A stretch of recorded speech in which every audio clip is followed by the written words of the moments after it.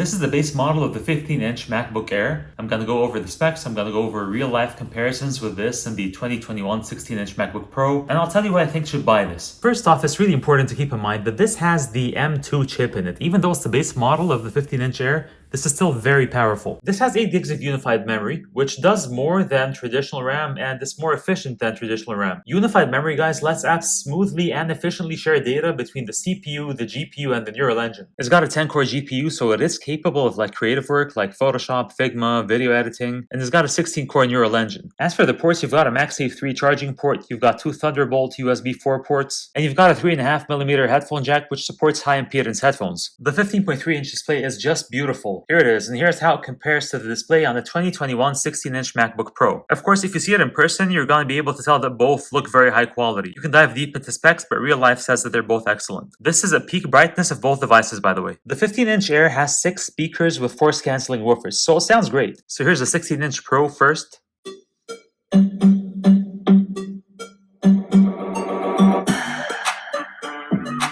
And here's the 15-inch Air.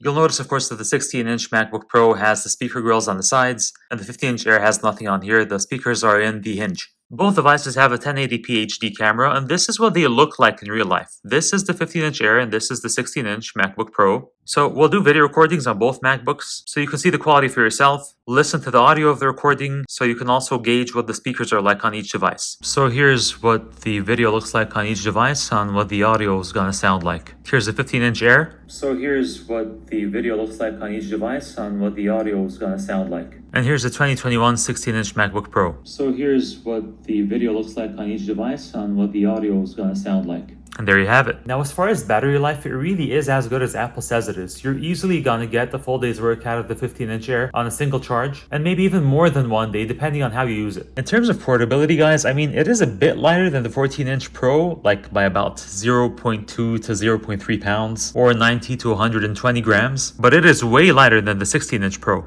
So out of the three, it technically is the most portable, but the 13-inch Air is really the most portable of them all. So do I recommend the 15-inch MacBook Air? Yes, I do, if you need or even want the extra screen real estate. But if you don't need or want the extra screen size, I would definitely go for the 13-inch Air. It's significantly smaller, lighter, more compact. It would be way simpler to travel with it than this. But again, you want the screen size? This is your laptop. Now, when I say this is your laptop, who do I really think should be buying this model? And I'm referring to specifically the base model, with 8 gigs of unified memory and 256 gigs of storage. I think this would be a great laptop if you're someone who's just using it for leisure, like for video streaming or web browsing, if you're someone who uses it for regular office-style productivity work, if you're a student needing a MacBook for school. It would be great for the majority of software engineers for programming. 8 gigs of unified memory is enough for that. And also for creative work like on Photoshop or Figma, and for video editing. This is a great MacBook, and I think they're gonna sell quite a bit of it. Thanks for watching, guys. Please let me know what you think in the comments. Please like the video, share it, subscribe to the channel, and I'll see you next time.